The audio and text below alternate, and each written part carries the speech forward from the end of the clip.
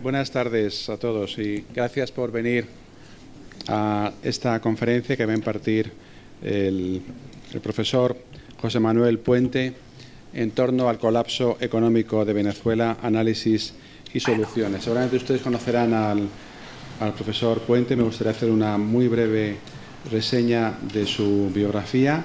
El profesor Puente es economista por la Universidad Central de Venezuela, con maestrías en Administración Pública y Políticas Públicas en the London School of Economics, en Oxford, doctor en Economía también por Oxford, y ha sido consultor del Banco Interamericano de Desarrollo, del Banco Mundial y de otras instituciones. Profesor titular del Centro de Políticas Públicas del Instituto de Estudios Superiores de Administración, es especialista, como he dicho, en el área de economía, política, finanzas y presupuesto público, gasto social y macroeconomía. Profesor también de máster y especializaciones del IESA y de la maestría en teoría y política económica de la Universidad Central de Venezuela. Profesor visitante de la Universidad Autónoma de Madrid en este año y también de la Escuela de Gobierno de la Universidad de Oxford. Miembro senior del St. Anthony College de la Universidad de Oxford. Es miembro del Comité Académico del Centro de Divulgación del Conocimiento Económico, el CEDICE, vicepresidente de Economía y Finanzas de la Cámara Inmobiliaria Metropolitana y director principal de la Junta Directiva de Geantex. Ha sido conferenciante sobre temas económicos en diferentes universidades e institutos de investigación internacionales, que no voy a enumerar para no aburrirles, y tiene numerosas publicaciones. Su último trabajo es Venezuela in Crisis, How Sustainable is its Support for ALBA. El profesor nos va a hablar de su visión de la economía venezolana, cómo hemos llegado a donde hemos llegado y qué perspectivas de futuro tenemos o qué posibilidades hay de que se recupere la economía venezolana. Yo le agradezco sinceramente que haya tenido la amabilidad y la valentía de venir aquí para hablar de un tema tan complicado y tan polémico, y estoy seguro de que será de gran interés para todos ustedes.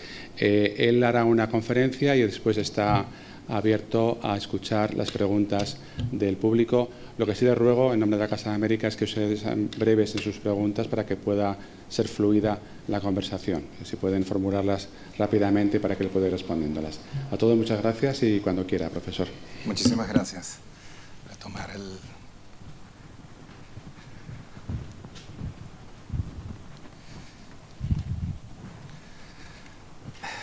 Sí, muchísimas gracias por la invitación. Es imposible no verse conmovido una vez más por estar en esta casa tan hermosa. Mil gracias por la invitación y por la posibilidad de presentar un poco el panorama con algo de ecuanimidad, si es que queda algo de ecuanimidad científica en Venezuela, de lo que está pasando en Venezuela, y más allá de los graves problemas macroeconómicos, algunos estamos empeñados en ver al día después las soluciones que se pueden instrumentar para recuperar la senda de crecimiento, abastecimiento y control de la inflación. Yo voy a hablar muy poco, voy a hablar unos 30 o 35 minutos para después dejar al auditorio el tiempo que quiera para preguntas, comentarios, debate, confrontación, si es necesario, si hay diferencias, y que juntos podamos construir el rompecabezas de la economía venezolana.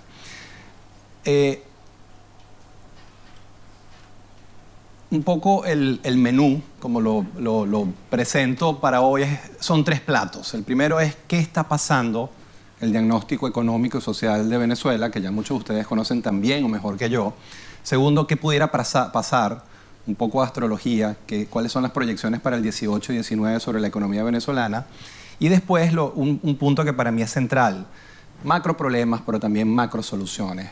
Creo que los venezolanos estamos un poco agotados de ese círculo vicioso de destruir, pero también creo que ha llegado el momento de comenzar a pensar en la reconstrucción cuando se dé un cambio político. Cuando se dé un cambio político, se genera un consenso social y político, y sobre ese consenso social y político se instrumente un programa de estabilización que logre recuperar y reinventar a la economía venezolana. Voy con la primera parte. Esta es la historia del Producto Interno Bruto venezolano en los últimos 70 años, del PIB venezolano. Venezuela en los últimos 30 años había tenido algunos años malos, el 89, el 2002, 2003, 2010, 2011, pero la primera vez en la historia económica contemporánea que tiene 4 años consecutivos de recesión es este periodo entre el 2014 y 2017. Venezuela nunca antes en su historia había vivido 4 años consecutivos de recesión. Esta es la primera vez que vive 4 años de recesión. En esos 4 años se han perdido 37 puntos del PIB, es decir, en el agregado. Si incluyéramos el año 2018, que ya prácticamente ha terminado, el año 18 se proyecta una contracción de al menos 18%, concluiríamos que cerca de 50 puntos del PIB se han perdido en los últimos 5 años, es decir, la mitad del Producto Interno Bruto venezolano ha desaparecido en los últimos 5 años de recesión, de contracción de la actividad económica. Si vemos el PIB venezolano en términos de Producto Interno Bruto per cápita por habitante, es muy claro ver 2 tendencias muy diferentes.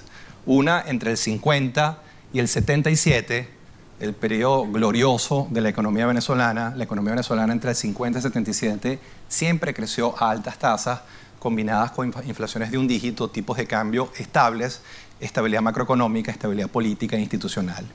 Pero hay un punto de quiebre estadístico, que es el año 77. El 78 y 79 siguen siendo periodos de crecimiento, pero a tasas decrecientes. ¿Qué significa eso en español? Que seguías creciendo, pero cada vez a una tasa menor, al 8, al 7, al 5, hasta que llega el año 80, donde se presenta la primera recesión, el primer ciclo recesivo de Venezuela en su historia contemporánea, y a partir de ahí comienza la historia de montaña rusa, boom, caída, boom, caída, boom, caída, hasta que llegas al año 2017, donde has evidenciado 4 años de recesión consecutiva por primera vez en tu historia, y el PIB del año 2017 es equivalente al que tenía Venezuela en 1955. En términos de producción de bienes y servicios per cápita, Venezuela ha retrocedido 60 años. Esa ha sido la consecuencia del mal desempeño de los últimos 4 años, pero para ser objetivo en el análisis de los últimos 40 años. Si usted revisa a la economía venezolana desde el año 77 hasta el año 2017, ese periodo de 40 años se resume en una sola frase: Venezuela no crece. Venezuela tiene 40 años que no crece y particularmente en los últimos 4 años ha vivido una fase de colapso macroeconómico, la más aguda de su historia contemporánea. Estos 4 años han sido, por eso es que hablamos de colapso. La teoría económica te dice que cuando una economía vive un ciclo recesivo agregado por encima de los 15 o 20 puntos del PIB, ya no hablas de crisis, hablas de colapso macroeconómico. Hay un colapso en el crecimiento de la economía venezolana y es por eso que hablas de colapso macroeconómico, porque en los últimos 4 años, sin incluir el 18, se ha perdido 1/3 del PIB, 1/3 de la producción de bienes y servicios de Venezuela se ha perdido a consecuencia de 4 años consecutivos de recesión. Un colega en la Universidad de Warwick y yo hemos estado trabajando en el último año qué significa, en términos de la historia de Venezuela y en términos de la historia mundial, perder 35 puntos del PIB. Y para darle respuesta a esa pregunta escribimos un paper y armamos 2 bases de datos. Una base de datos del Banco Central de Venezuela con data entre el 50 y 2015. 2015 es el último año en que el Banco Central de Venezuela publica data oficial, dejó de publicarla desde el 2015.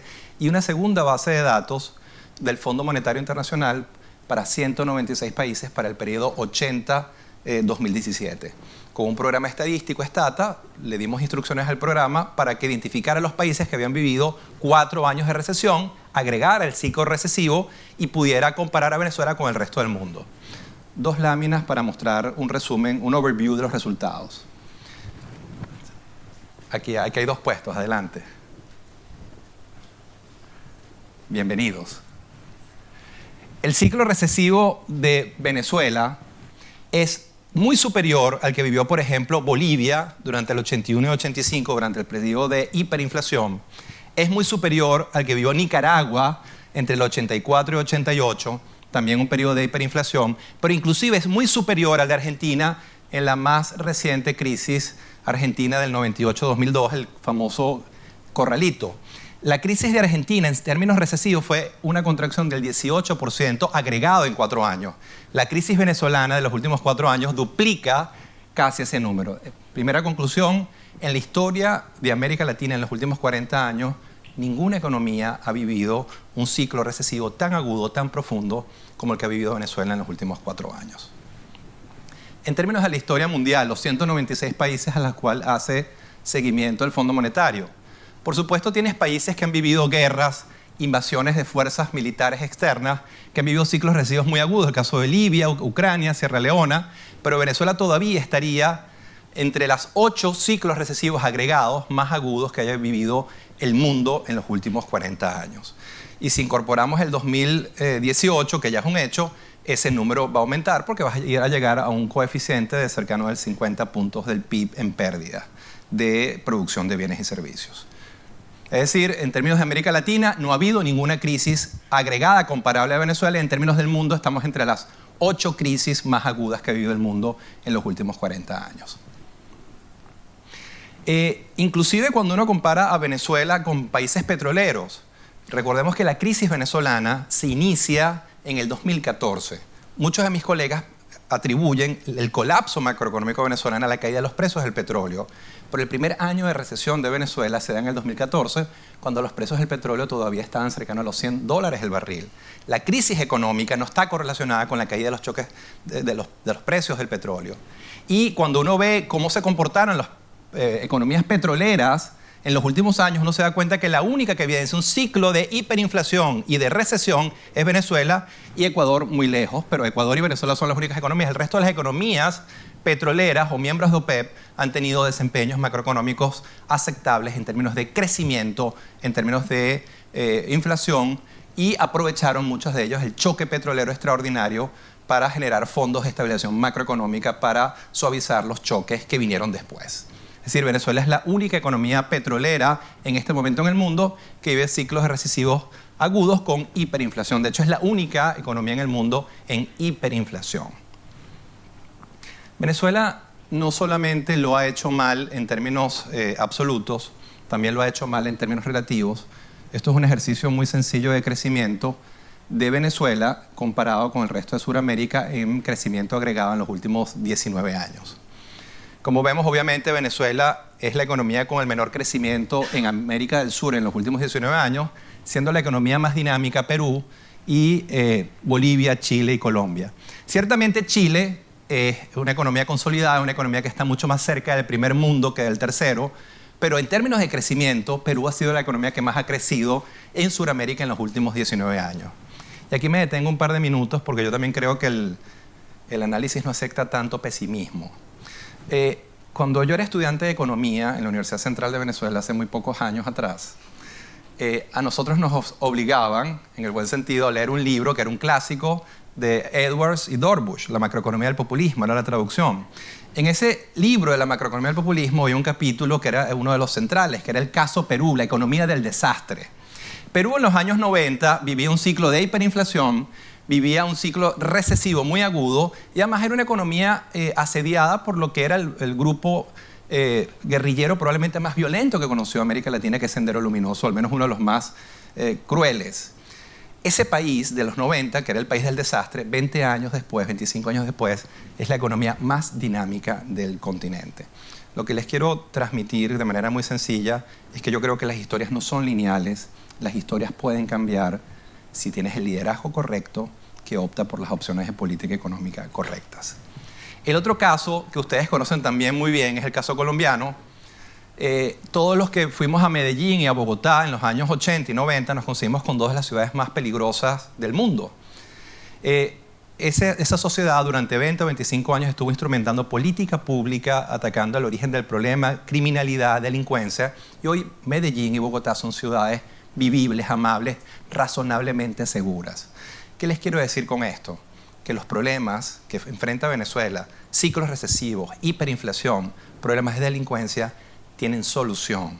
No porque lo dice la literatura, sino porque América Latina está plagado de experiencias exitosas. En este momento los venezolanos creemos que nuestros problemas no tienen solución y muchos creemos que sí lo tienen. Pero eso sí, tienes que tener el liderazgo correcto que opte por las opciones de política pública correctas.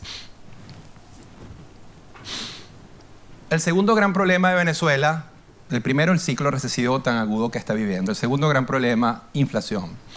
Venezuela es en este momento la única economía en el mundo con hiperinflación. Ustedes saben que para definir una economía en hiperinflación necesita esa economía vivir una inflación intermensual de 50% o más. Venezuela está viviendo en este momento inflaciones intermensuales por encima del 200%. Pero Venezuela tiene 11 años, este es el ranking de inflaciones en el mundo en los últimos 11 años, tiene 11 años entre las 10 inflaciones más altas del mundo. A veces en el puesto 4, a veces en el puesto 3, a veces en el puesto 1, pero tiene una década entera en un ciclo de alta y persistente inflación hasta llegar en el 2017 al ciclo de hiperinflación. Cuando una economía, y vean un poco lo que ha pasado, esta es la data, Banco Central tiene 2 años que no publica data macroeconómica, entre ellas inflación. Quien está publicando data ahora de inflación es la Asamblea Nacional, y vean un poco que el problema no es solo que tenemos 11 meses en hiperinflación, sino que la tasa intermensual está creciendo mes a mes. Y vemos cómo en los últimos 2 meses la inflación fue en agosto 223% en el mes de agosto, solo el mes de agosto, y en el mes de septiembre 233%. Para darles una idea relativa, la inflación promedio de América Latina este año va a ser entre 4.2 y 4.5%. Venezuela en un mes tiene 50 veces la inflación que tiene Uruguay, Paraguay o Chile en un año. No voy a caer en la impertinente posibilidad de comparar a Venezuela con España, con Alemania o con Inglaterra. Lo estoy comparando con nuestros iguales. Un poco lo que está viviendo Venezuela en términos de incrementos abrumadores de precios de hiperinflación. Y por supuesto, en la medida que ha vivido altas y persistentes inflaciones, brutales devaluaciones, el salario se ha visto pulverizado el de todos los venezolanos. En la medida que su salario se pulveriza, cada vez más venezolanos entran en la línea de pobreza. Y la última medición que hacen COBI, que es la encuesta que realiza Católica, Simón Bolívar y Central sobre pobreza, muestra que la pobreza para cierre del 2017 era del 87%, cuando en el 1998 era del 45%. Es decir, a lo largo de 19 años, el resumen es muy sencillo. 947 mil millones de dólares en ingresos petroleros medido por balanza de pagos, un cálculo exacto medido por exportaciones petroleras de Banco Central, 19 años y terminas con el doble de la pobreza que tenías en 1998. Ese es el dramático resumen de 19 años de errores en política económica y que tienen, por supuesto, impactos devastadores en lo social. Inclusive esa encuesta muestra mucha data, solo quiero mostrarles 2 fotografías para que veamos un poco cómo esa crisis económica tiene impactos muy, muy fuertes sobre lo social. Una de las cosas que mide esa encuesta, bajo un sistema de muestreo representativo a nivel nacional, es que el 64% de la población venezolana perdió en promedio 11.4 kilos de peso, de masa muscular. Eso que los venezolanos vemos con nuestros compañeros, con nuestros obreros, con nuestros amigos, pérdidas de peso, consecuencia de la caída en la ingesta calórica, consecuencia de tu restricción presupuestaria de tu salario. Eso tiene clara evidencia en encuestas que muestran que sí, es un hecho real la pérdida de peso a consecuencia de la restricción presupuestaria que viven los venezolanos a consecuencia de la crisis. Porque hoy el salario de un venezolano, por primera vez en la historia, salario mínimo o salario promedio, es más bajo que un salario de un cubano o de un haitiano. En los últimos 70 años de historia económica eso nunca había pasado. Venezuela siempre fue una economía de ingresos medios o altos, con ingresos muy por encima del promedio latinoamericano. Pero las crisis de los últimos 19 años, las altísimas inflaciones, devaluaciones, simplemente pulverizaron el salario de los venezolanos.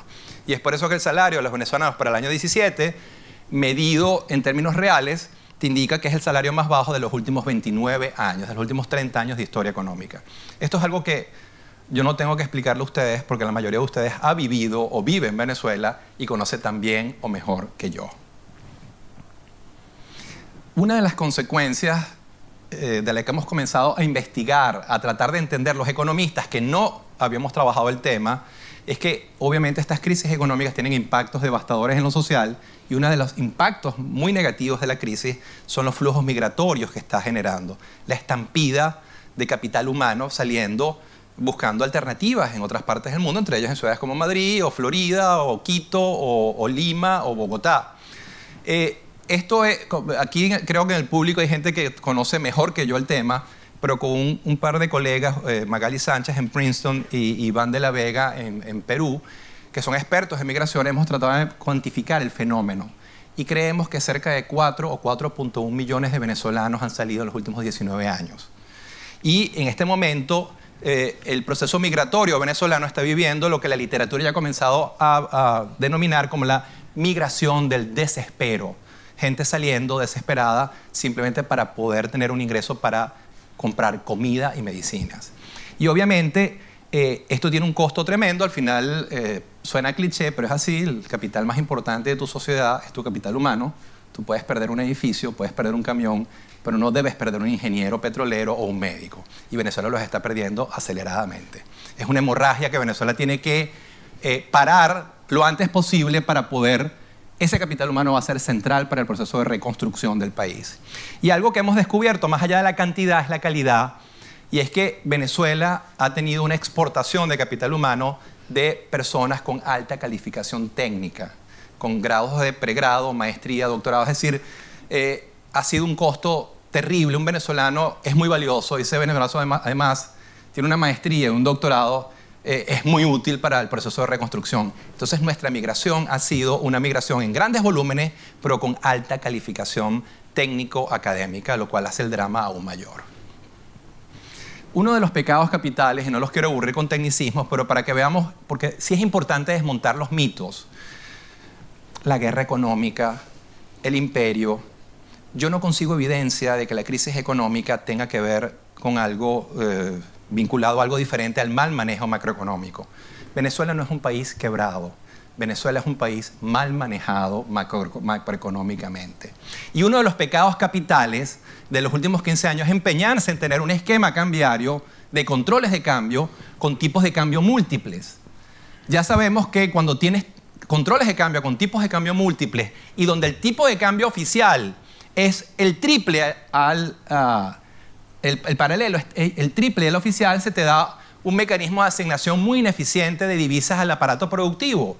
Y obviamente esa es una de las camisas de fuerza centrales que ha tenido la economía en los últimos 15 años para poder explotar en crecimiento, producción y abastecimiento. Un control de cambio que no se modifica solo por razones de economía política. Y yo lo tengo que decir con responsabilidad, el control de cambio.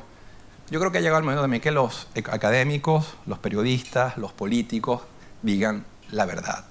Este control de cambio no se desmonta por las altísimas rentas que genera algunos grupos en la sociedad venezolana. Compras $1 en 60 y lo vendes en 160. No hay mejor negocio en el mundo que ese. Entonces la economía política del proceso es lo que te ayuda a entender por qué no se desmonta un mecanismo de controles de cambio que es la principal camisa de fuerza que tiene la economía para crecer. El segundo gran problema, el primero es el esquema cambiario equivocado en mi opinión y la de muchos de mis colegas. El segundo es que Venezuela está al borde de un colapso de su sector externo y tiene el nivel de reservas internacionales más baja de los últimos 21 años. Por primera vez en 21 años tiene un nivel de reservas internacionales por debajo de los $10.000 millones, donde las operativas son 200, 300 millones de dólares. Venezuela, no importa cuál sea el esquema cambiario por el cual opta, no tiene los dólares para entregar dólares al aparato productivo, para comprar insumos, repuestos o bienes finales para comercializar. Entonces el aparato está trancado porque no hay dólares y esto te lleva inevitablemente a una decisión de política económica, nos guste o no. Venezuela necesita ayuda financiera internacional para poder salir del ciclo recesivo en el que se encuentra. Cuando piensas en hiperinflaciones, las inflaciones y las hiperinflaciones son fenómenos muy complejos que pueden ser explicados por diferentes variables. Pero una variable que siempre es una constante en muchas de las hiperinflaciones que vivió América Latina ha sido las muy inconsistentes políticas monetarias y fiscales que han adoptado muchos de los países que la han vivido. Y vean Venezuela, su liquidez, su M2, la cantidad de dinero circulando en la economía, entre agosto 17 y agosto 18 creció 13.300%. Cuando tú tienes incrementos de la liquidez en esa magnitud y tienes una producción de bienes que cae sistemáticamente, tú lo que generas es gasolina pura para la hiperinflación. Mucho dinero persiguiendo un pequeño grupo de bienes y servicios y con eso se genera un embudo que te genera procesos de alta y persistente inflación. Y el origen de ese fenómeno está en la política fiscal.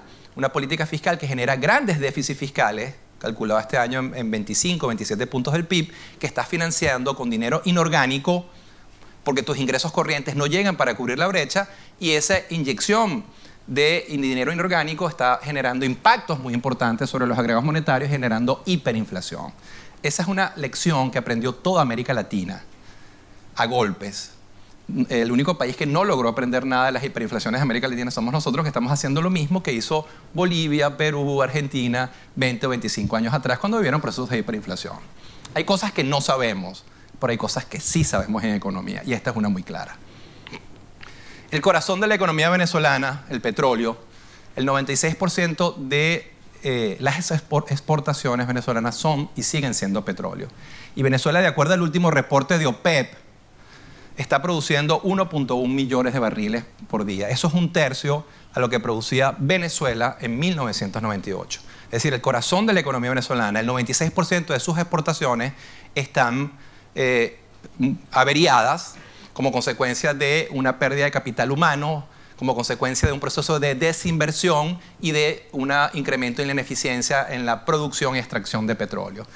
Y evidentemente este es uno de los puntos centrales para ver el colapso que vive la economía venezolana y por qué no tienes dólares para liquidar dólares al aparato productivo para repuestos, insumos o bienes finales, y por qué no tienes dólares para hacer frente a tus pagos de deuda y te encuentras en default, en cesación de pagos.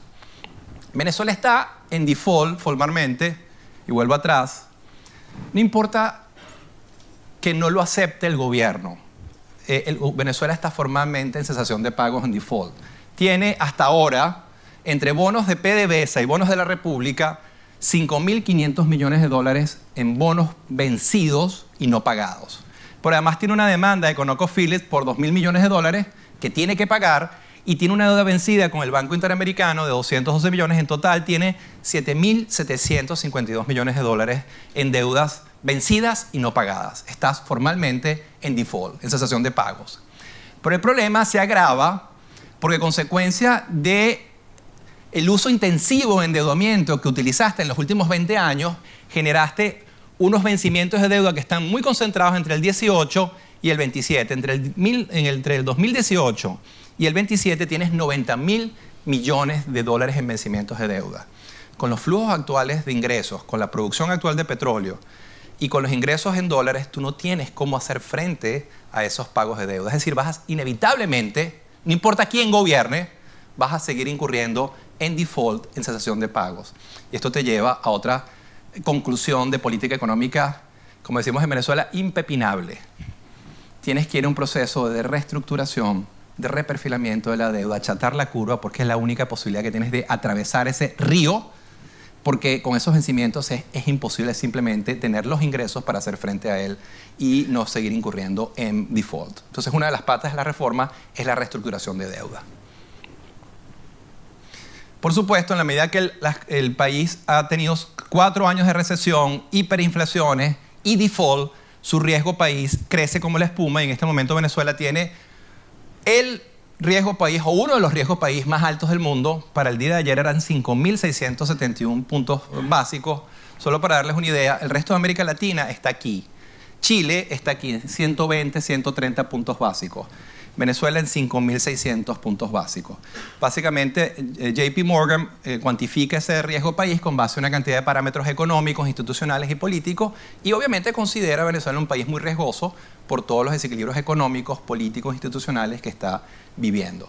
Esto es lo que quiere decir que Venezuela, para salir a los mercados, si es que los mercados están dispuestos a prestarle dinero que no están dispuestos, tendría que pagar tasas de interés de 50% en dólares, cuando Chile sale a los mercados con 1.5, 1.7% de interés en dólares. Otro de los pecados, y estoy a punto de terminar para darle la palabra, otro de los grandes pecados capitales de la política económica en los últimos 19 años, esto para entender, como les decía, y como dicen los políticos, voy a ser enfático, que esto es consecuencia del mal manejo macroeconómico y no hay ninguna variable exógena que explique el desempeño muy negativo de Venezuela, sino la mala gerencia macroeconómica. Es que Venezuela ha sido el país en América Latina con el menor flujo de inversiones directas extranjeras en los últimos 19 años. Venezuela solamente pudo captar 26.000 millones de dólares en los últimos 19 años, básicamente vinculados al petróleo, cuando Colombia captó 94.000 millones, Perú 86.000, o Brasil, el rey de las captaciones en el continente, captó 249.000 millones de dólares. El modelo de crecimiento o el modelo de desarrollo venezolano tenía patas cortas, porque dependía esencialmente de petrodólares de inversión pública para poder crecer. La inversión privada nacional, la inversión privada internacional no nos acompañó. Y al caer los precios del petróleo, al caer la producción petrolera, te quedaste sin gasolina para seguir alimentando el modelo de desarrollo. Y ahora que necesitamos desesperadamente inversión directa extranjera, nuestro crédito del resto del mundo está cerrado porque estamos en default, en cesación de pagos. Dos breves, pensando en la coyuntura, porque sé que muchos de ustedes, igual que yo, tienen dudas sobre dos de las medidas recientes. Una, el paquete de medidas anunciado en el mes de junio. El aumento de la gasolina, el incremento de salarios, etcétera, etcétera, etcétera. Bueno, yo creo, ¿es eso un programa? ¿Fue eso un programa de estabilización? Yo creo que no. Yo creo que fue un programa de desestabilización. ¿Por qué? Porque lo que hemos visto en los últimos 2 meses, una vez anunciadas las medidas, es que ha habido un brote recesivo. La proyección de recesión del Venezuela se incrementa a menos 18%. Ha habido un brote inflacionario. Los 2 últimos 2 meses han sido meses de inflaciones aún muy superiores a los de la primera parte del año, y el nivel de desabastecimiento se incrementó. Si vamos a un automercado, a una farmacia, a un Abastos en Caracas, en San Cristóbal o Puerto de la Cruz, vamos a ver anaqueles completamente vacíos. Es decir, el programa de medidas implementado no es el correcto y más que estabilizar, desestabilizó a la economía. Y ahora el gobierno anuncia que va a aprobar el presupuesto del 2019 a través de la Asamblea Nacional Constituyente. Y aquí hay un punto, no solamente constitucional, legal, un economista que no sabe nada de leyes, pero por lo poco que yo sé, hasta ahora la Constitución de 1999 está vigente. Y esa Constitución determina que quien aprueba un proyecto de ley en ley es la Asamblea Nacional, no la Asamblea Nacional Constituyente. Tú estás desconociendo la Constitución vigente y con eso le estás generando señales muy negativas a los mercados sobre lo que es tu política fiscal y sobre lo que es el respeto o no a las instituciones establecidas. Y con eso generas más desconfianza, mayor miedo a los mercados, mayor riesgo sobre lo que es tu política económica y tu incapacidad de estabilizar la economía ante un ciclo de 5 años de recesión. Entonces, las cosas van muy mal y las señales que seguimos dando son muy, pero muy negativas en términos de lograr estabilizar a la economía venezolana. Finalmente, un poco de astrología. ¿Qué puede esperar a Venezuela en el 18 y 19? Bueno, regla número 1 de un departamento de economía: no proyectes, porque las proyecciones no son ciencia, son astrología. Pero si te ves obligado a proyectar, trata de hacerlo de la manera más rigurosa, y una de las maneras más rigurosas que ha conseguido la economía de poder al menos dar unos números tentativos es generar una proyección de consenso. Tomar las 10 o 12 instituciones más importantes que proyectan a Venezuela, que ya todo un poco, que está CEPAL, aquí está JP Morgan, aquí está Fondo Monetario, Oxford Economics, y proyectar su inflación para el 18 y 19, su Producto Interno Bruto para el 18 y 19, y con eso construir promedios, medianas, valores máximos, valores mínimos. El resumen ejecutivo, y con toda honestidad intelectual, nadie sabe exactamente qué es lo que va a pasar en Venezuela. Ya no hablemos de términos políticos, hablemos de términos económicos, que es el centro de esta presentación. Nadie sabe cuál va a ser el número final del 2018-19, no solamente porque hay grandes diferencias entre instituciones, sino que una misma institución a lo largo de un año hace diferentes proyecciones. Vean Fondo Monetario. En abril del 18 proyectó la inflación de Venezuela en 13.800%. En la inflación que publicó la semana pasada desde Bali, publica 1.370.000%. La verdad es que ni ellos ni nosotros sabemos exactamente cuál va a ser el número final de inflación. Solo sabemos que estamos en hiperinflación y va a ser un número astronómico. Y la hiperinflación que proyecta Fondo Monetario es para el año 19 es 10 millones%. Aquí tienen ustedes un poco los máximos y los mínimos, pero en esencia todo el mundo proyecta un ciclo de hiperinflación: 70.000, 150.000, 250.000, 1 millón. Y el ciclo recesivo que continúa en el 18 y 19. Esto es astrología en cierta medida, pero también hay un poco de ciencia. Tú sabes por teoría económica que una economía como la venezolana, ante un CEP de política económica, un programa de estabilización coherente, puede responder muy rápidamente, pero necesita al menos 10 o 12 meses, una vez que instrumentas el programa, para recuperar crecimiento, abastecimiento y control de la inflación. Si en el mes de octubre del año 18 no has hecho nada en términos de política económica, ya tienes por seguro, más allá de la astrología, seguro que el 19 será un año duro en lo económico. Es decir, el ciclo de recesión con altas y persistentes inflaciones va a continuar en el 18 y 19. Esperemos que en el futuro corto plazo podamos tomar las decisiones que haga que el 2020 sea el año de recuperación con control de la inflación y abastecimiento. Pero por ahora no hay mucho margen para tener un escenario diferente, lamentablemente. Y finalmente, fíjense, muchos de nosotros hemos decidido, como venezolanos, como académicos, pensar en el mediano plazo y pensar en las opciones de política económica que tiene que instrumentar Venezuela para recuperar crecimiento, control de la inflación y abastecimiento. La teoría económica te dice mucho de lo que tienes que hacer, pero tan importante como eso, las experiencias internacionales. El resto de América Latina, si alguien conoce de hiperinflaciones en el mundo, es América Latina. Entonces hay mucho que aprender de Brasil, de Bolivia, de Perú y replicar mucho de lo que ellos hicieron. ¿Y qué te dicen esa teoría y esa experiencia? Bueno, que tienes que hacer 7, 8, 9 cosas obvias. La primera, tienes que buscar ayuda financiera internacional. Esto no suena muy agradable en Venezuela, pero tienes que buscar ayuda financiera internacional para fortalecer tu sector externo y tener la capacidad en dólares de liquidar de manera sistemática dólares al aparato productivo para lo que les decía antes, comprar insumos, repuestos y bienes finales. Venezuela necesita entre 12.000 y 14.000 millones de dólares al año para entregar semanalmente dólares al aparato productivo para recuperar crecimiento. Y eso solamente lo puedes hacer con ayuda financiera internacional. Yo no soy dogmático, yo creo que hay varias alternativas. Tú puedes ir al Fondo Monetario, pero también puedes ir a la comunidad internacional. Con algunos de mis colegas, digo colegas, pero muchos de ellos están a una altura intelectual muy superior a la mía. Es el caso de Paul Collier. Paul Collier es uno de los economistas más prominentes de Oxford. Él tiene la humildad de sentarse conmigo a hablar en muchas oportunidades sobre Venezuela porque le parece muy interesante. Él me dice, ustedes pueden, si tienen las reservas petroleras más grandes del mundo, 25% del petróleo del mundo está en Venezuela, con ese colateral y un programa económico creíble y un gobierno con un plan de estabilización creíble, ustedes pueden ir a la comunidad internacional a buscar dinero y la comunidad internacional puede ayudarlos financieramente. Es decir, la única opción no es el Fondo Monetario. Tú puedes tener un pool de inversionistas o de ayuda que te permita fortalecer el sector externo y recuperar el crecimiento. Pero tienes que buscar ayuda financiera internacional de un lugar o de otro, no hay alternativa. Esto no es que no me gusta y no lo hago. Tú dices a quién le pides dinero, pero hay que pedirle dinero prestado a alguien. Tienes que focalizarte en un programa de reducción intermensual de la inflación, como lo hizo Cardoso con Brasil. Fue un programa de estabilización, en 2 o 3 años fue bajando mes a mes la inflación hasta que Brasil convergió con la inflación del resto de América Latina, que es de un dígito. Necesitas 2 o 3 años para que eso ocurra o un poco más. Tienes que construir las bases para la recuperación del crecimiento. Los venezolanos tenemos que entender que solo si la torta crece, tú puedes darle un pedazo mayor de torta a cada venezolano. Si la torta sigue contrayendo, si tiene 5 años contrayéndose, tú solamente puedes distribuir miseria, inequidad, restricciones, desabastecimiento. Tenemos que hacer que la torta crezca. Tienes que focalizarte en un programa de recuperación del crecimiento inmediatamente.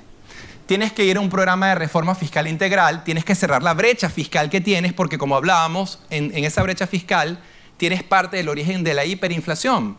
Si estás financiando 20 o 25 puntos del PIB con dinero inorgánico, es evidente que ese dinero inorgánico se está transformando en gasolina pura para el proceso de hiperinflación. Y tienes que cerrar la brecha, generar equilibrio fiscal como una de las medidas fundamentales de la estabilidad macroeconómica de Venezuela hacia el futuro.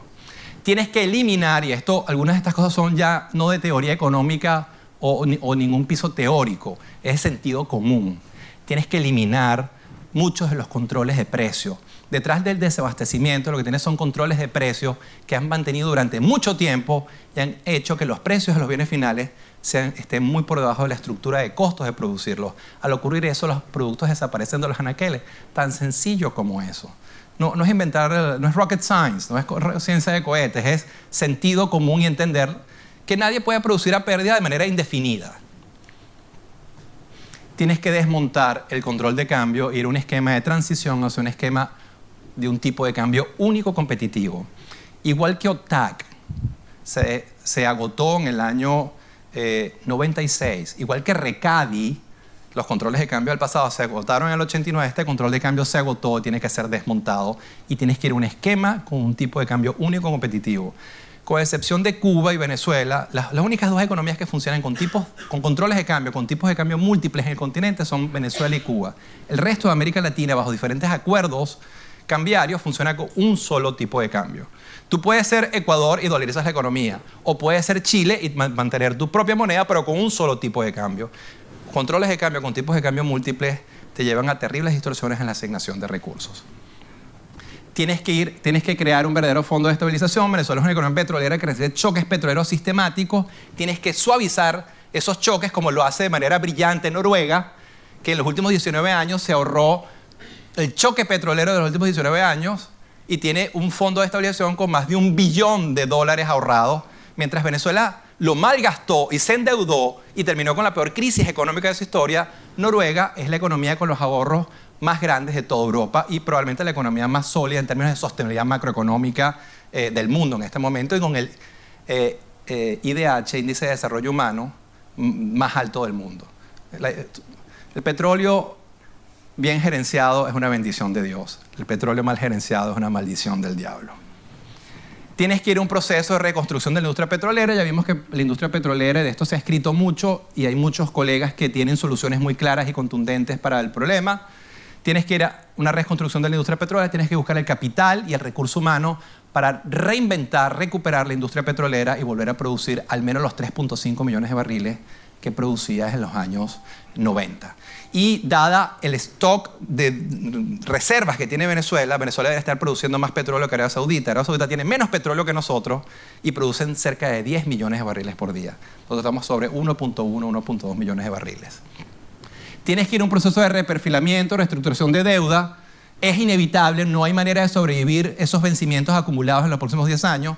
Tienes que reestructurar y para eso tienes que tener un equipo creíble con un plan de estabilización creíble para que haya un canje voluntario de deuda y puedas suavizar, aplanar la curva. Y como este tipo de programas, sin lugar a dudas, son difíciles de implementar y tú quieres que tengan larga vida esos programas de reformas, tienes que acompañar esos programas de reformas con un programa agresivo de recuperación del salario, lo que es el salario más bajo de América Latina, y un programa de subsidios directos focalizados al 50 o 60% más humilde de la población para asegurar que esos grupos muy humildes puedan atravesar el desierto y juntos caminemos en una sola dirección en la reconstrucción del país. Esto último no solamente es un imperativo moral, es un imperativo en términos de economía política. La única manera de que el programa de reformas de estabilización tenga larga vida y de los dividendos que tiene que dar un programa bien implementado, recuperando crecimiento, abastecimiento y control de la inflación, es que tú puedas instrumentar, acompañar este programa de reformas de estabilización con política social muy agresiva. Y algo que quiero dejar también muy claro en el auditorio: el colapso macroeconómico de Venezuela no es consecuencia de las reformas, es consecuencia de no haber hecho reformas, de pasar 19 años arrancando la página del almanaque sin hacer absolutamente nada, mientras el país se iba deshaciendo en términos macroeconómicos. Entonces, el problema no son las reformas, el problema es no haber hecho reformas a lo largo de 19 años. Conclusión: a pesar de los grandes problemas, yo creo que existen macro problemas y existen macro soluciones. La teoría y las experiencias de América Latina así lo indican. Venezuela sigue siendo, en mi opinión, una de las economías de mayor potencial de América Latina. No es posible que la economía con las mayores reservas petroleras del mundo, el 25% del oro negro del mundo está en Venezuela, no tenga futuro. Yo me resisto a creer que eso puede ser. Creo que eso por sí solo no te reinventa como sociedad, pero es una ayuda extraordinaria que puedes tener si enciendes 4 o 5 motores de desarrollo y el petróleo empuja esos 4 o 5 motores de desarrollo alternativos. Pero eso sí, todo esto es posible si tenemos el liderazgo correcto que opta por las opciones de política pública y de política económica correctas. Con esto me callo la boca y les dejo a ustedes la palabra para que conversemos un rato. Muchísimas gracias por vuestra atención.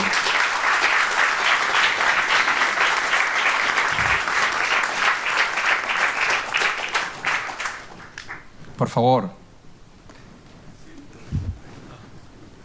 Hola, felicitaciones por tan excelente conferencia y sobre todo una brevedad increíble. Mi pregunta va en el sentido siguiente, aunque yo creo que una parte de usted la contestó ya. ¿Este colapso se debe a la ineptitud, a un plan macabro o a las dos cosas? Esa era una pregunta. Y la otra, una curiosidad. La deuda con China y con Rusia no la vi reflejada allí. No está contabilizada ahí. Porque, arrancando como a la francesa, de atrás para adelante, nadie sabe cuál es exactamente la deuda que tenemos con los chinos y con Rusia. No aparece, es un fondo, una deuda cuasi fiscal que no está registrada. Son montos considerables, pero no están dentro de ese nivel de deuda. Esa es la deuda reconocida y formalmente contraída. Y la primera pregunta era sobre... Bueno, yo, fíjense, no tengo ningún problema en meterme en aguas profundas. Lo que pasa es que tengo que decir con mucha responsabilidad que uno puede saber, como economista, cuáles son los resultados. Y los resultados macroeconómicos de Venezuela son catastróficos. Lo que uno nunca puede demostrar empíricamente es cuál es la intencionalidad del decisor de política económica. Sin embargo, si usted me quiere llevar al borde y me presiona, yo le digo que yo creo que ha habido en momentos diferentes una combinación de 3 factores diferentes. Saquen ustedes la conclusión que quieran. 1, impericia, incompetencia en lo económico. 2, dogmatismo. Cuando eres tan dogmático ideológicamente, no logras ver fuera de la caja y no ves las soluciones de política económica a los problemas. Y lo 3, y aquí también soy muy honesto intelectualmente, creo que mala intención. Un grupo de personas que creen que sobre los escombros del capitalismo va a surgir el socialismo del siglo XXI y el hombre nuevo va a aparecer. Esas 3 cosas en diferentes momentos han ocurrido en la historia contemporánea de Venezuela. Enrique. Bueno, buenas tardes o buenas noches. Le agradezco la charla, es magnífica. Muchas de las cosas que yo pensaba preguntarle al final ya las ha dicho, ya las ha aclarado. Pero creo que falta algo que es importante, quizás que usted nos dé un poquito también de su opinión, esa ya extramuros, ¿verdad? A mí se me puede quemar el edificio donde tengo mi negocio, salgo, busco un edificio nuevo, se me dañó las máquinas, se quemaron las máquinas también, salgo y las compro si tengo el capital adecuado y tengo un edificio nuevo con muchos equipos, pero ¿y mi gente? ¿Qué pasó con la gente? Sí. La gente se nos fue. ¿Hasta dónde tardaremos nosotros en reconstruir el capital humano necesario para poder levantar esta Venezuela que todos deseamos? Eso es una pregunta clave. Fíjense, economistas que no hemos trabajado tradicionalmente el tema migratorio, porque no somos especialistas en el tema, hemos comenzado a estudiar el tema junto a especialistas porque es, en mi opinión, y la opinión de usted, uno de los grandes dramas que vive la sociedad venezolana, la pérdida de su capital humano. Y sí, hemos perdido un capital humano precioso, fundamental, valiosísimo, que hace más difícil la reconstrucción. Pero para esto hay también opciones de política pública. Y al final, la misma Uruguay llevó a cabo un programa masivo de recuperación de su talento fuera de Uruguay y recuperó parte de él. Pero no importa, los que puedan regresar, que regresen, son bienvenidos, hacen mucha falta. Y los que no puedan regresar, que sigan aquí, allá, pero ayudándonos a repensar el país. Igual van a ser útiles. Los venezolanos, dentro y fuera, pueden ayudar a la reconstrucción. Entonces hay mecanismos para recuperar parte del talento. Muchos venezolanos, si creamos unas pistas de aterrizaje idóneas, con salarios razonables, con condiciones de vida razonables, con opciones interesantes de reconstrucción, van a regresar. Así ganen 1/5 de lo que ganan en Madrid. Otros no van a regresar, pero igual esas personas que no regresen pueden ser nuestras antenas que nos ayuden a repensar al país desde el exterior. Entonces hay solución si iniciamos un proceso de reconstrucción nacional, aunque no todos regresen.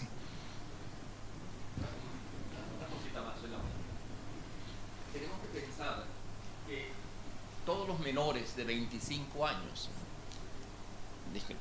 tenemos que pensar que todos los menores de 25 años han sufrido un proceso ideológico de deformación ideológica. Y no es fácil, ¿verdad? Los que se han salvado son esos muchachos que tenían en sus casas otros compañeros que entre ellos lograron formarse una idea más o menos real y tenían visión del exterior porque habían viajado, porque se habían tenido relaciones, ¿verdad?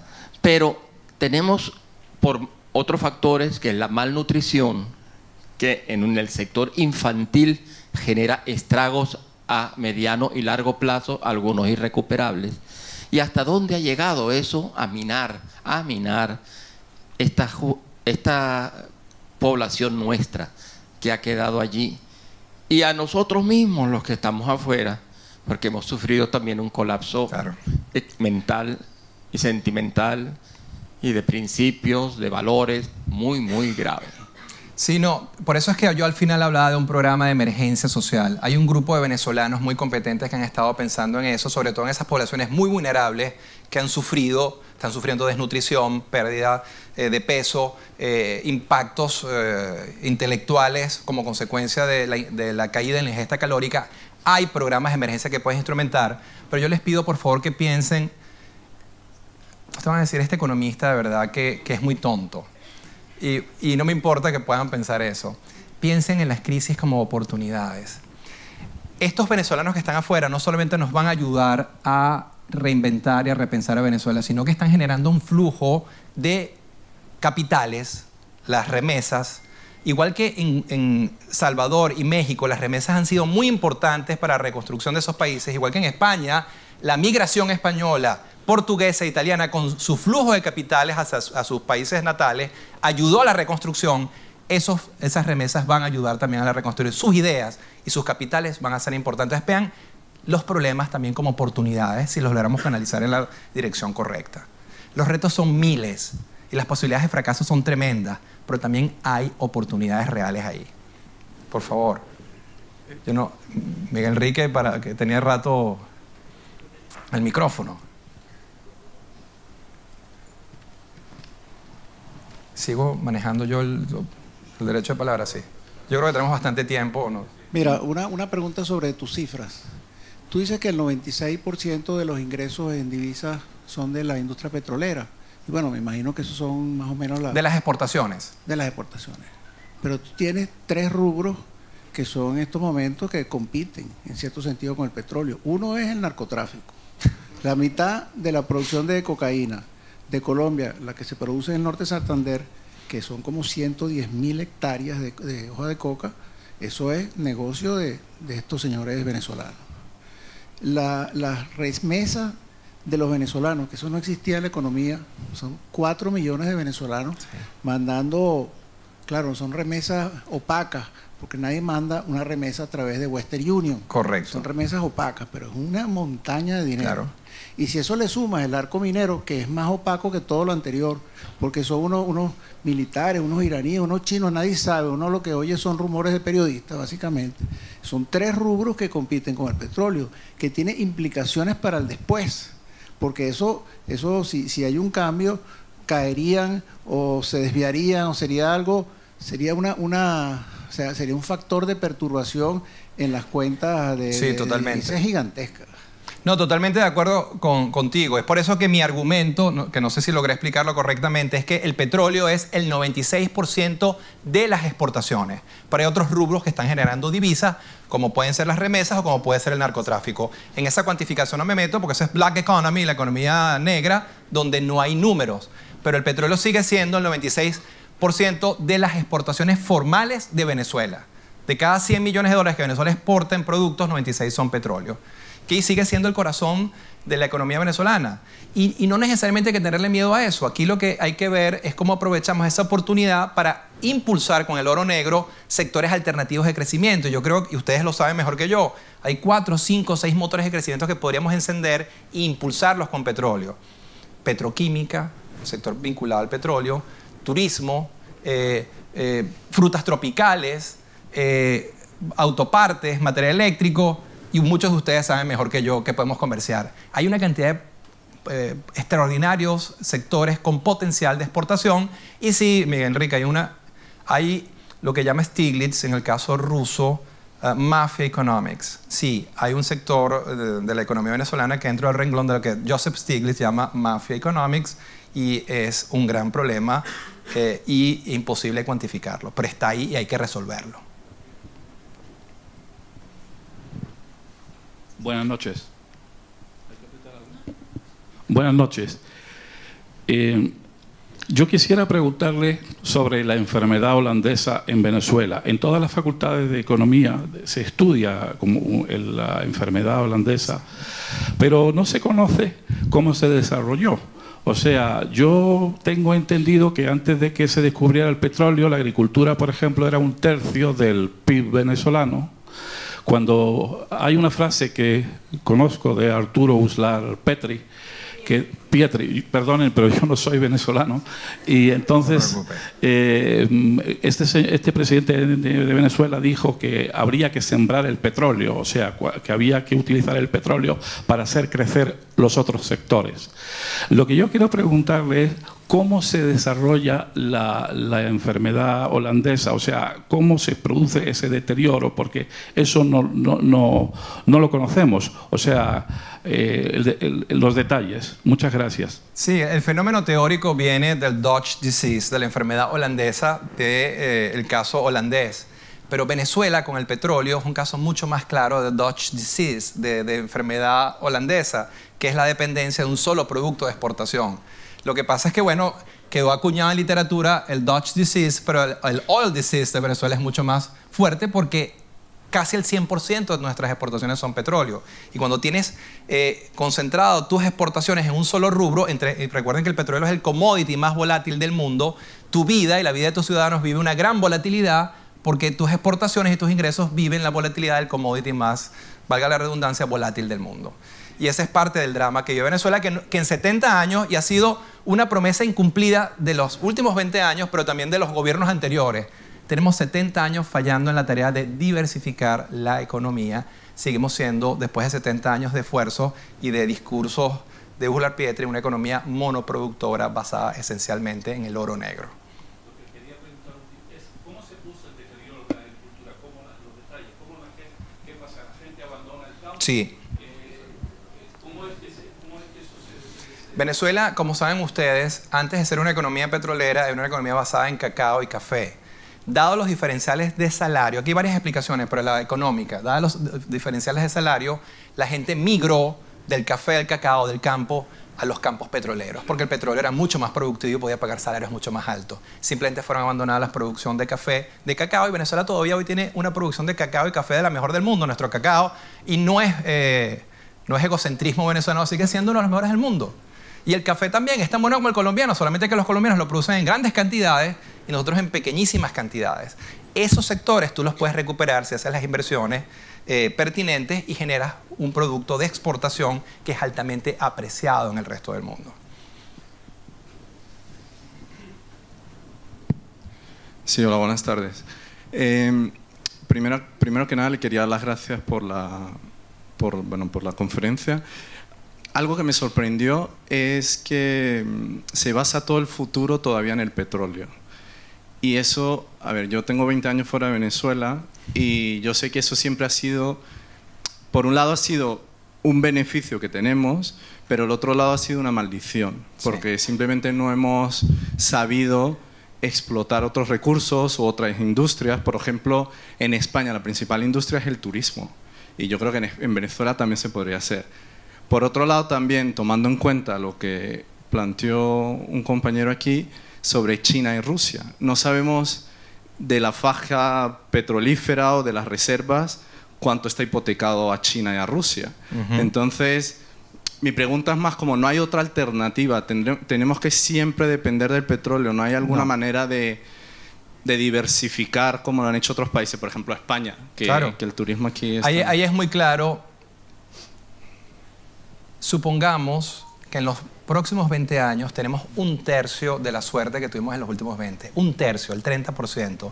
Y nos ingresa 1/3 de esto, $300.000 millones en 20 años.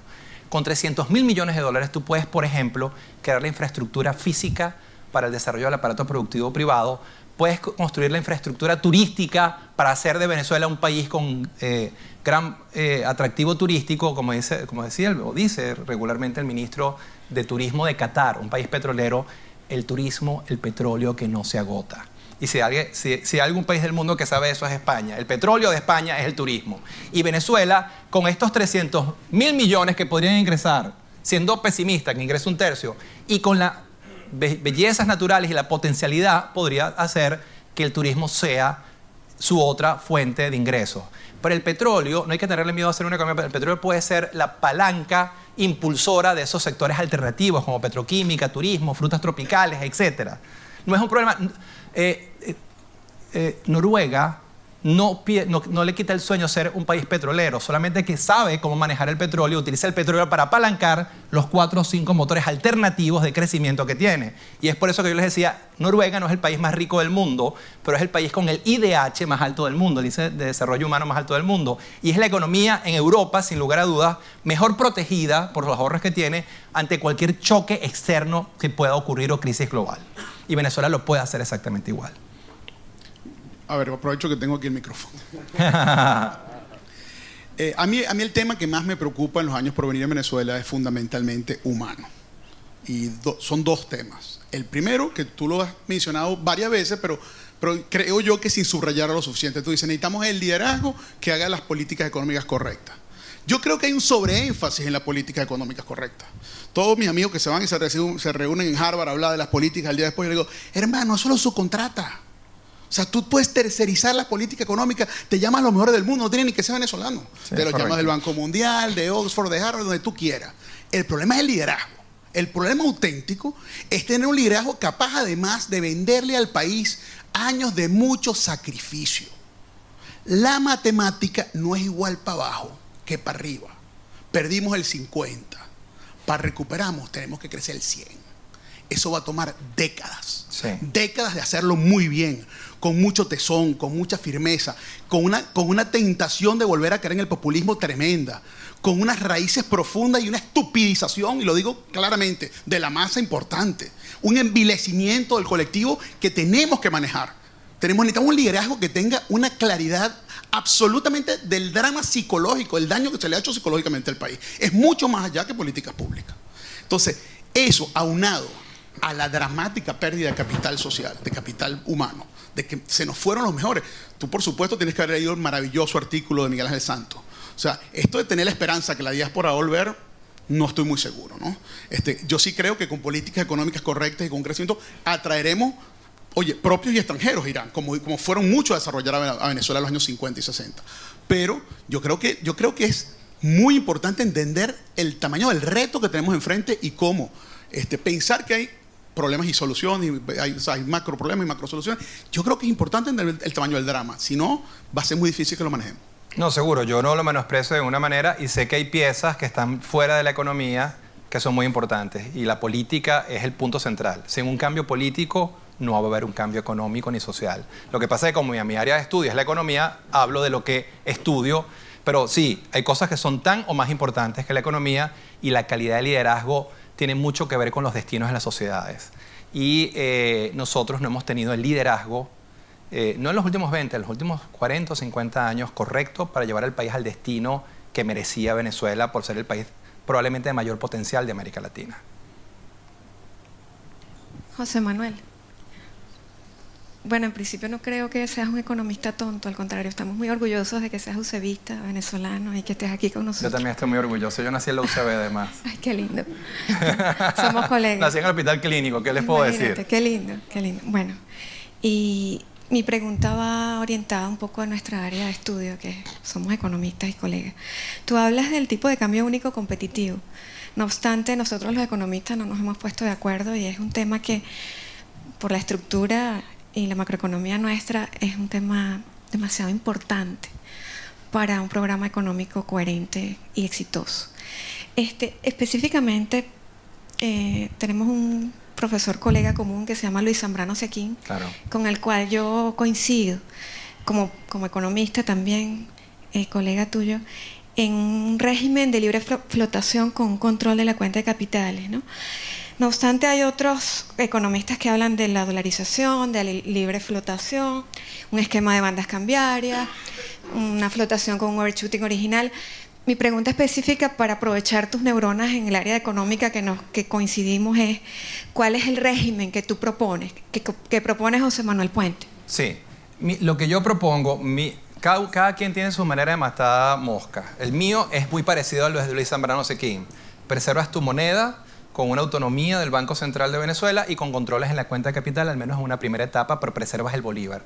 Chile lo ha hecho de esa manera y le ha ido muy bien. Es la economía más sólida del continente. No hay ninguna razón para pensar que la única opción es la dolarización. Sin embargo, esta es la hora de consensos y de acuerdos políticos y sociales. Si la sociedad venezolana llega a un acuerdo con base a la propuesta de Francisco Rodríguez de dolarizar la economía o un mecanismo alternativo como el de bandas, yo me transo porque es hora de llegar a acuerdos de política económica para salvar a Venezuela, porque lo que está en juego es Venezuela. Entonces mi propuesta es un esquema como el chileno, pero si quieres dolarizar como Ecuador y hay un consenso para eso, yo lo apoyo porque hay que salvar a Venezuela del desastre macroeconómico y social que está viviendo. Yo después te puedo dar por escrito eso, pero es muy parecido a lo de Luis Zambrano, no es descubrir el agua tibia. Además, Luis Zambrano es mucho más inteligente que yo.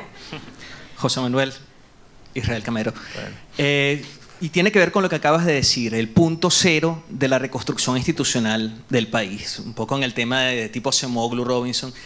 La manera en la cual Venezuela salga de la condición actual puede marcar un poco de tu perspectiva cómo va a ser lo dilatado que puede ser la reconstrucción institucional. Si hay quien habla de un proceso de ruptura general o el tema de la violencia como uno de los causas de impactos de salida, los trabajos de Paul Collier sobre el África subsahariana, claro. Que son dramáticos, o las soluciones negociadas que permiten construir los consensos institucionales que permiten que la construcción sea más sostenida en el tiempo.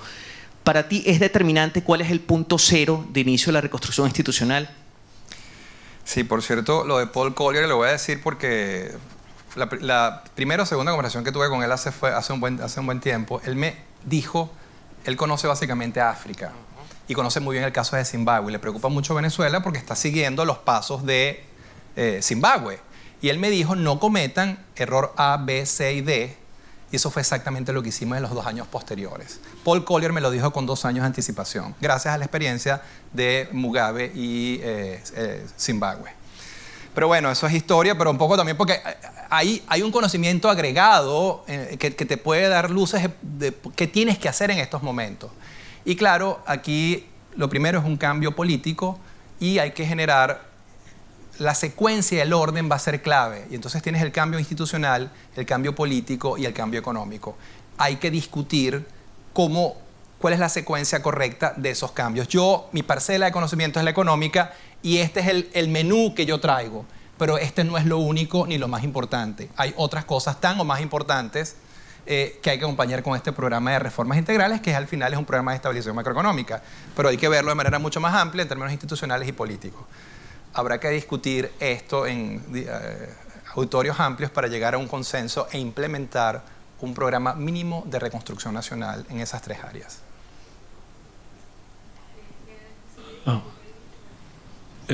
Bueno, sí, muchas gracias por la presentación.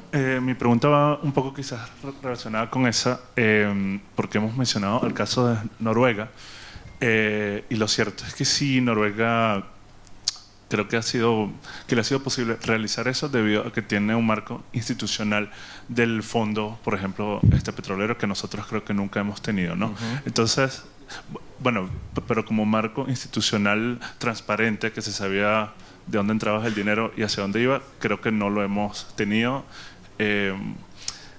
¿Hasta qué punto, por ejemplo, si hablamos de temas de reconstrucción de deuda, por ejemplo, temas súper complejos porque tenemos muchos jugadores en ese tópico, ellos van a exigir quizás reformas institucionales antes de, digamos, acordar una reestructuración de esa deuda? ¿Cómo ves esa reestructuración? Sí. Por cierto que Noruega tuvo una gran suerte y es que descubrió petróleo en los 70, cuando ya era una economía con instituciones sólidas. Venezuela tuvo la mala suerte de descubrir petróleo a principios del siglo XX, cuando todavía era un estado y tenía instituciones muy débiles, y el petróleo moldeó nuestras instituciones, nuestro sistema político, nuestros patrones de consumo. Estando en Escocia, ¿por qué creen ustedes que los venezolanos siempre han estado entre los 3 consumidores de whisky más altos del mundo per cápita? Porque los países ricos toman whisky. Los pobres son los que toman ron. Venezuela produce uno de los mejores rones del mundo, pero consume whisky. Sus patrones de consumo están distorsionados por la renta. En esas cosas tan pedestres uno puede ver. El tema de la reestructuración, y es porque yo, y aquí también con toda honestidad intelectual, porque yo creo que ya el país no soporta más silencios, y hay que decir las cosas como son. Al gobierno actual le es imposible llevar a cabo un programa de estabilización por miles de razones, y una de ellas es porque nadie en el mundo le va a prestar dinero a un gobierno como el actual que no tiene la credibilidad y no tiene un programa de estabilización creíble. Y sin la ayuda financiera internacional para fortalecer tu nivel de reserva, simplemente tu programa de estabilización es inviable. Entonces el cambio político institucional es una pata central para poder llevar a cabo el programa de estabilización macroeconómica. Y hay que entenderlo, y la sociedad venezolana tiene que entenderlo. A veces el mundo es un problema de preferencias y a veces es un problema de restricción.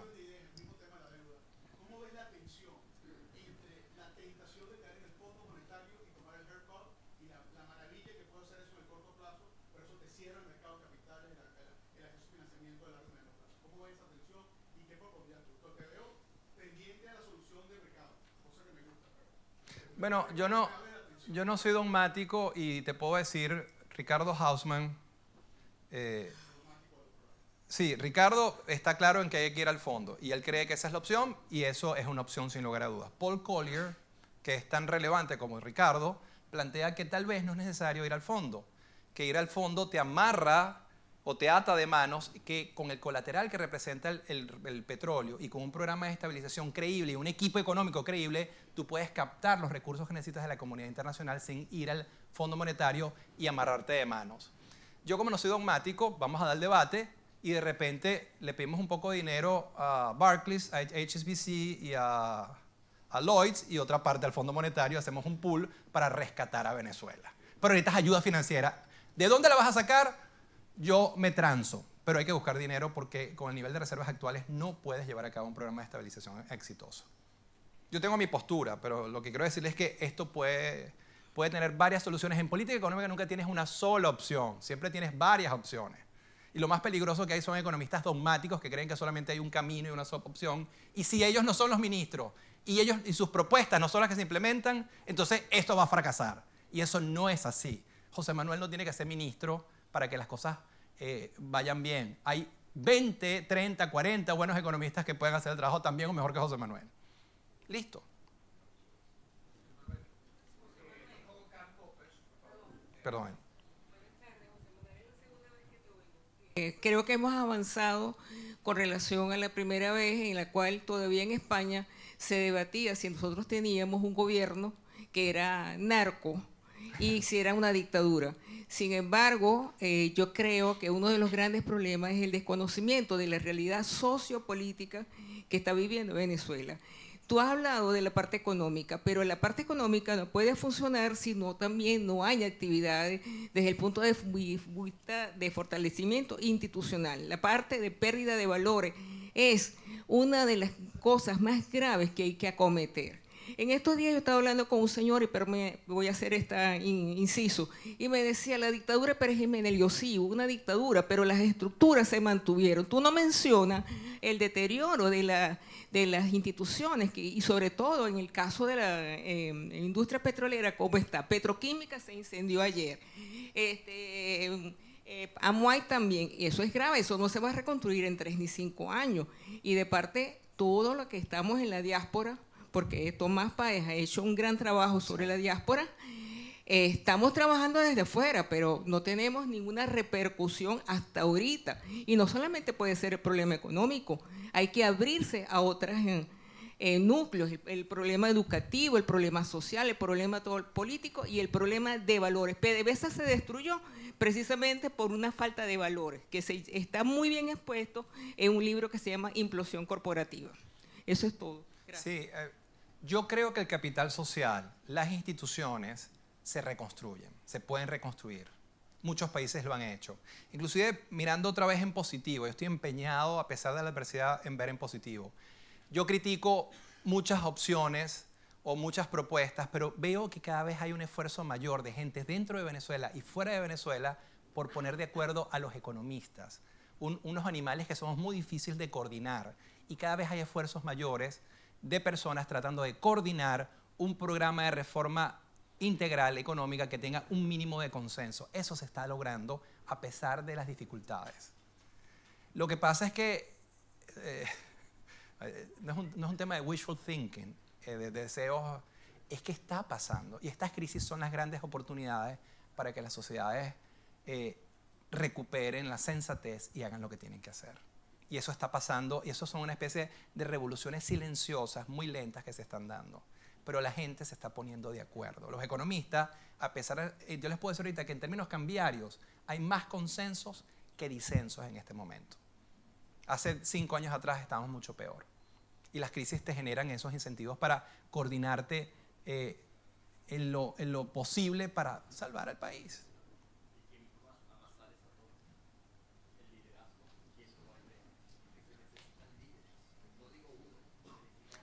Yo voy a decir algo que ustedes van a estar de desacuerdo conmigo. En Venezuela yo creo que sobran líderes. El problema no es de los liderazgos. Hay líderes. Lo que tenemos que buscar es un mecanismo de resolver los problemas de acción colectiva para que sea uno de ellos el que lidere el proceso con una sola estrategia.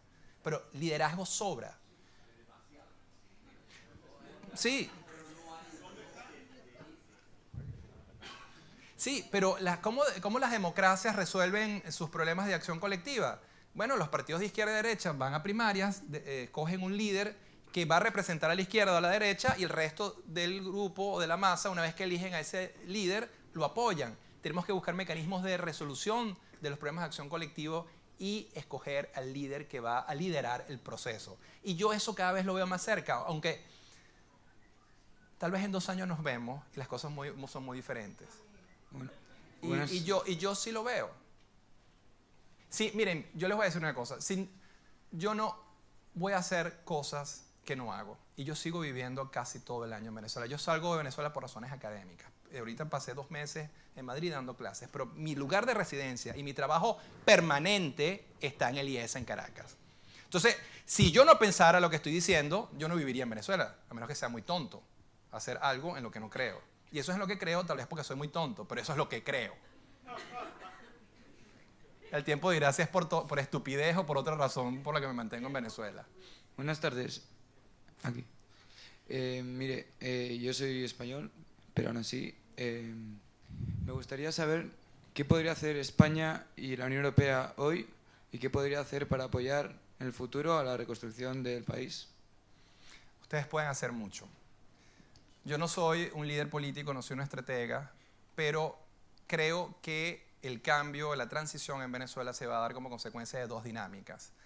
Las presiones que podamos generar internamente, las presiones políticas internas que obliguen al gobierno a salir por diferentes vías, esperemos que sea una institucional, electoral, ojalá haya la posibilidad, y después la presión que internacionalmente puedan hacer la Unión Europea, España, y después en la reconstrucción van a ser muy importantes. Las empresas españolas todavía siguen teniendo presencia importante en Venezuela, hicieron grandes negocios en el pasado y van a hacer grandes negocios en el futuro si se quedan ahí con nosotros. Entonces pueden hacer mucho, ayudarnos a la transición y después ayudarnos a reconstruir al país con los buenos negocios que van a hacer. Una pregunta más y cerramos. ¿A quién se la damos? Uy, Dios mío, ¿qué hago? Por favor, escoge. Acá. José Manuel. Ahorita lo hablamos en privado. En la gráfica que muestras, que es interesante sobre la comparación del PIB per cápita, que estamos a niveles del 50, hay momentos históricos diferentes donde no es válida la comparación, porque en la senda de crecimiento que estábamos en el 50 no es el mismo momento en el cual nos ubicamos ahora en una senda de caída. La sociedad venezolana y la evolución de la economía venezolana era completamente diferente en ese proceso de crecimiento al proceso de deterioro que tenemos ahora en el colapso. Y lo otro es que has mencionado algo interesante, que es, yo creo que para entender, yo soy colega, y para entender el fenómeno venezolano hay que ver la película completa. Ver la película completa, claro, involucra no solo ver los 19 años de chavismo, sino todo lo que ha sido la Cuarta República. Y lo que nos ha llevado hasta acá es un proceso quizás más dilatado y un proceso más acelerado últimamente, ha sido la consecución de errores en política económica. En la Cuarta intercambios de gobierno, y en la quinta un poco más acelerado. Hablabas de la Venezuela del 50, que contaba con una solidez del tipo de cambio, y ahí voy al punto, el cual hace mucho tiempo, hace 3 o 4 años en Venezuela hemos defendido, es el esquema de dolarización como una herramienta para poner coto a los errores en política monetaria, y también que ayudaría en un proceso como el que estamos viviendo ahora de hiperinflación. Pero también la no necesidad de ir al Fondo Monetario Internacional por suponer el costo político que ello representa y lo que podía influir en la dinámica social venezolana.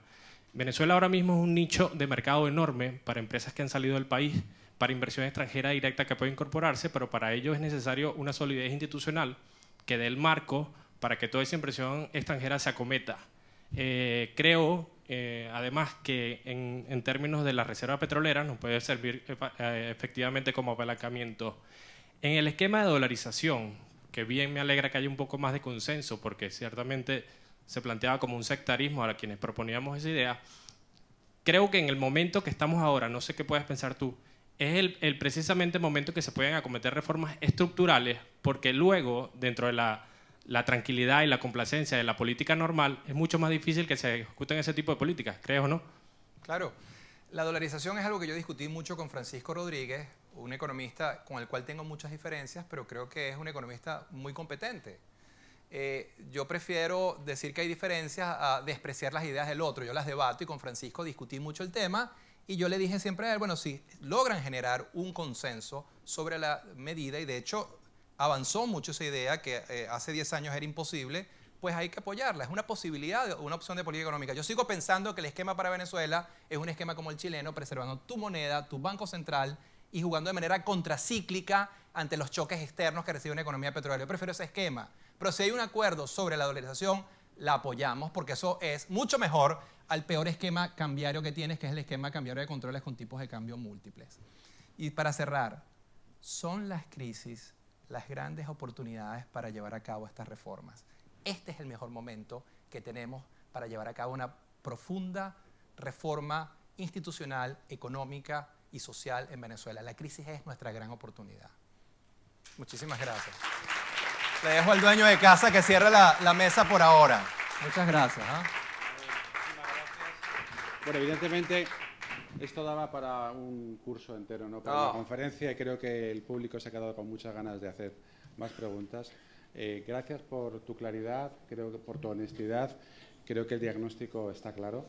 Lo que has añadido aquí es una nota de optimismo y una visión de futuro que creo que hace falta en algunos momentos cuando hablamos de Venezuela. A todos, gracias por estar aquí y gracias de nuevo por tu... Gracias a ustedes por la invitación. Ha sido muy grato estar aquí nuevamente.